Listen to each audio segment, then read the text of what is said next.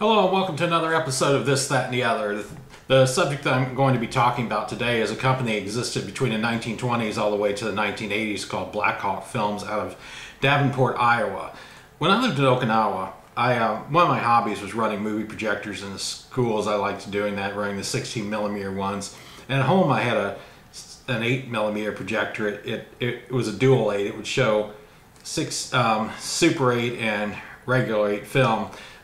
Regular 8 and Super 8 are the same size. The sprocket holes on the Super 8 are smaller than the regular 8.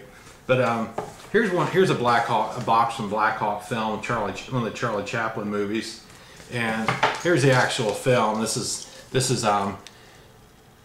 Super 8 film. This is obviously the leader. This isn't the film itself, but that you get an idea of the size of the sprocket holes.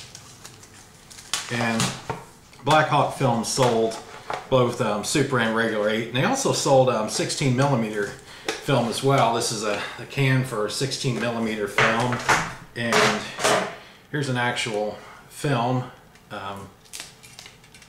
16 millimeter, and this again is a liter of the film. This is what it looks like. The size of the film that was used in movie theaters was 35 millimeter, and that was the same size as the film strips that were showed in schools. Some people around my age would remember that, and people maybe younger too. And also the movie theaters had 70 millimeter, twice the size of 35 millimeter. That was only showed at certain types of theaters had that format.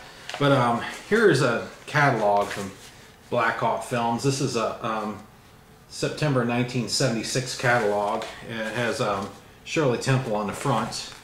And here's Best of Chaplin Films. That's just an example of what they sold.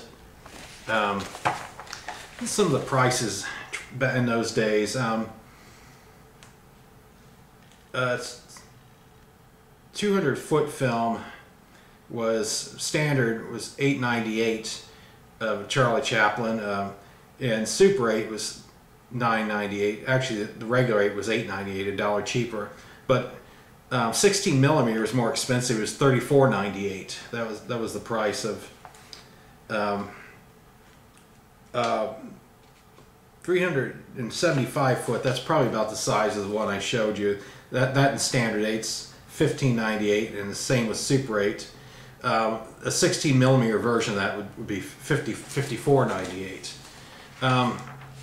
Also, in 1976, they sold these Lowell Thomas Remembers films. This is a Super 8 millimeter magnetic sound, was 28 minutes, was $69.98, pretty high. A 16 millimeter optical sound, 28 minutes, $129.98 for a 25-minute film, and a beta video cassette for that. Well, those were expensive back in those days. Was $189.98. That's when betas were first starting to come out onto the market, and they weren't commonly found in people's homes.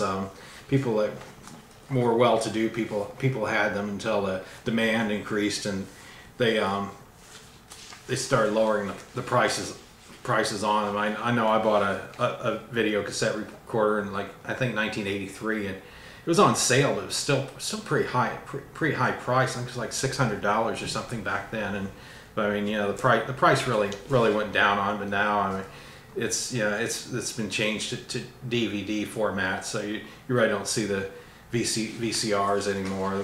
The betas, or which later became VHS. But a little background on the Blackhawk Film Company. It was founded in 1927 as Easton Pictures by Kent D. Easton, and he worked out of his parents' home at the time in Galesburg, Illinois.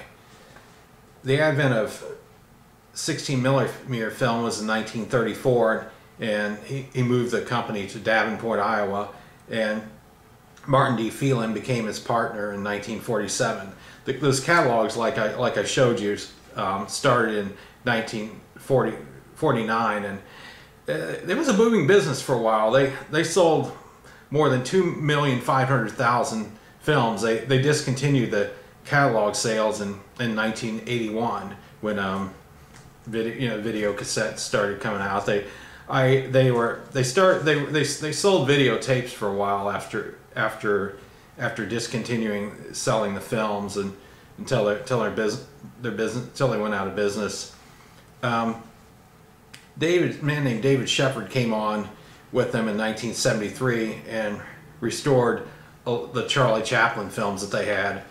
1975, Lee Enterprises bought Blackhawk Films, and then Blackhawk was bought by Republican Pictures in 1985, and the Davenport, Iowa facilities were closed in 1987. Mr. Shepard still restores classics to this day, but some of you Okinawa brats that went to Pacific Middle School, I brought those films to school back in the 1975-76 year, and they were shown in various classrooms. Miss Mallacy, though, the English teacher, she borrowed the projector and showed it to some of the classes, and I also showed them to various classes. I don't know, some of y'all might actually remember those, but I had like 6 or 7 of these classic films, some Charlie Chaplin's, Laurel and Hardy. I had Little Rascals. Actually, I still have them, but I really don't look at them anymore.